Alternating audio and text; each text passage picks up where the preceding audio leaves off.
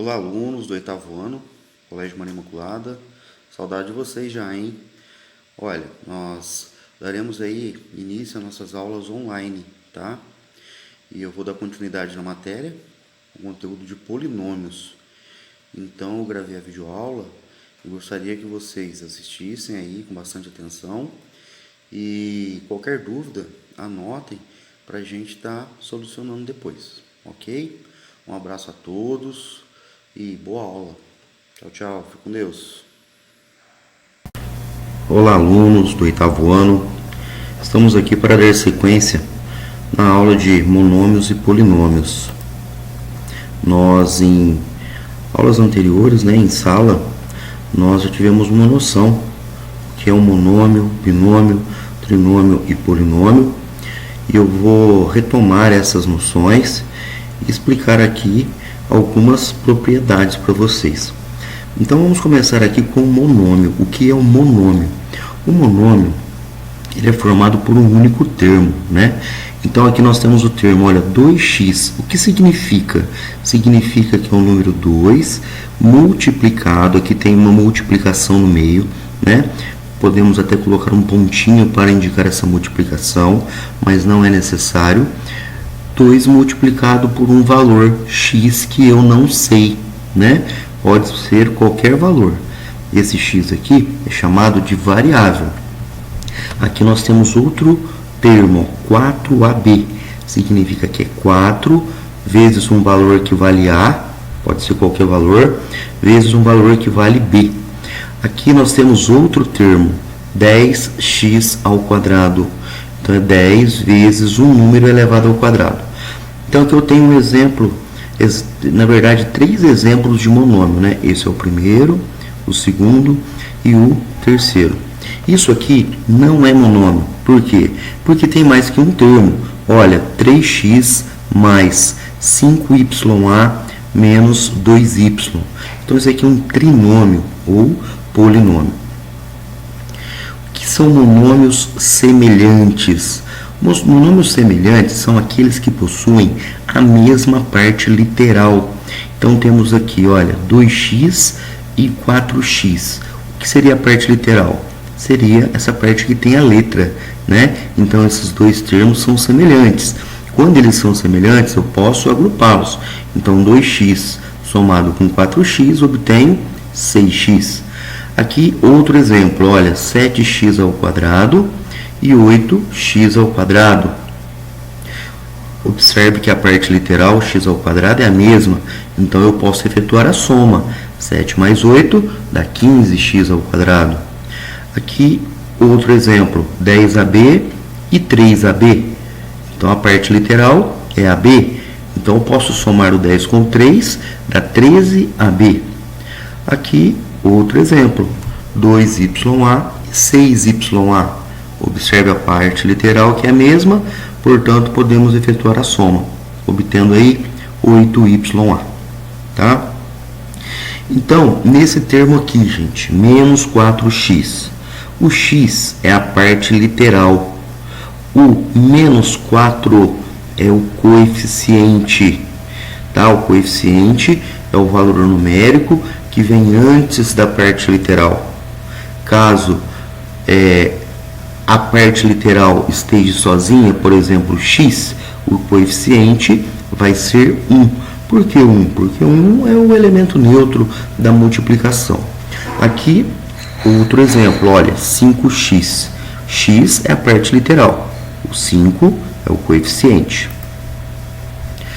Agora, adição e subtração de monômios. Podemos somar e subtrair monômios quando a parte literal for a mesma, apenas se for igual, senão não podemos fazer isso, ok? Então aqui alguns exemplos, olha, 2a posso somar com 7a, que dá 9a. O 5x eu posso subtrair 2x, Eu posso somar o 5 com o 2 negativo, obtendo 3x, 3 positivo, porque a gente subtrai e pega o sinal do maior módulo, O 5 tem maior módulo que o menos 2. Aqui é a mesma coisa, olha, 10ab, tira 9ab, fica 1ab, ou simplesmente ab. Lembrando que o 1 não é necessário colocar aqui na frente, tá? Mas ele existe. Aqui é o número 1 que multiplica A que multiplica B. Aqui também posso efetuar a subtração, né? 6 menos 9, então subtrai, dá 3, pega o sinal do maior módulo. O maior módulo é o 9. Para quem esqueceu o que é módulo, módulo é a distância que o número se encontra do zero. Então, se eu pego a reta numérica, o 9 negativo, ele está mais longe do zero que o 6 positivo. É óbvio que o 6 positivo é maior que o 9 negativo. Só que a distância entre o 9 e o zero, ela é maior, ok? Por isso, prevalece o sinal negativo. Aqui, olha, 7BC e 3CB. A gente tem que lembrar que na multiplicação, se eu inverter a posição dos fatores, o resultado não altera. Então, esse termo é semelhante com esse, tá certo? Aqui nós temos uma propriedade, que é a propriedade comutativa. Eu posso trocar a ordem dos fatores que o resultado não altera. Vamos pensar no exemplo numérico. 2 vezes 3 dá 6. E 3 vezes 2 também dá 6. Então, eu posso mudar a ordem dos fatores, que o produto permanece constante. Aqui no último exemplo, menos 12xy e menos 10xy. Então, quando nós temos o mesmo sinal, nós somamos 10 com 12, dá 22, e mantém o sinal dos termos, né? Vamos pensar na seguinte situação. Eu estou devendo R$12 na cantina hoje. Amanhã eu vou lá e faço uma dívida de 10. Quando eu for pagar, eu tenho que somar, eu tenho que juntar essas dívidas. Então, eu vou ter que pagar quanto? 22. Então, aqui tem 22xy, ok? Aqui nós temos a multiplicação e a divisão entre monômios, né? Na multiplicação, nós multiplicamos os coeficientes e somamos os expoentes que estão na parte literal. Então, 2 vezes 2 dá 4. Aqui o expoente 1 com o expoente 1, soma, dá x ao quadrado. Vou pegar outros exemplos aqui. Olha, eu vou fazer a multiplicação 10 vezes 9, 90. Somo aqui o expoente do A, que é 2, e com esse 2 aqui, obtendo A elevado à quarta potência. A mesma coisa eu faço com o B. Ó. Tem expoente 1 aqui, expoente 3, então vai ficar B elevado à quarta. Na divisão, eu vou dividir os coeficientes, 5 dividido por 5 dá 1, não é necessário colocar o número 1 aqui multiplicando x, e vou subtrair os expoentes, 3 tira 2 dá 1. Também não é necessário colocar o número 1 aqui no expoente. Tá ok? Agora, nesse exemplo aqui, ó, 30 dividido por 5 dá 6. E z dividido por z dá 1. Qualquer número diferente de 0 dividido por ele mesmo sempre vai dar 1. Joia? Aqui mais alguns exemplos quando a parte literal é diferente. Ó. Eu efetuo a multiplicação, 2 vezes 3 dá 6. X vezes y, como não dá para multiplicar, eu apenas repito aqui. Ó. Então, ele faz 6xy. Aqui é a mesma coisa, olha, 4 vezes 5 dá 20. AB vezes z vai ficar ABZ. Se mudar a ordem, não tem problema, porque na multiplicação, a ordem dos fatores não altera o produto. Na divisão, repete a base, subtrai os expoentes. Lembrando que quando não tem expoente vale 1, por isso que aqui deu 2. Tá certo? Nesse caso aqui, ó, 25AB dividido por 5B. 25 dividido por 5 dá 5. O B dividido por B vai dar o quê? B elevado a 0, porque 1 menos 1 dá 0. E qualquer número diferente de 0 elevado a 0 dá 1. E o A, como não tem com quem dividir, você apenas repete. Agora, na potência de monômios.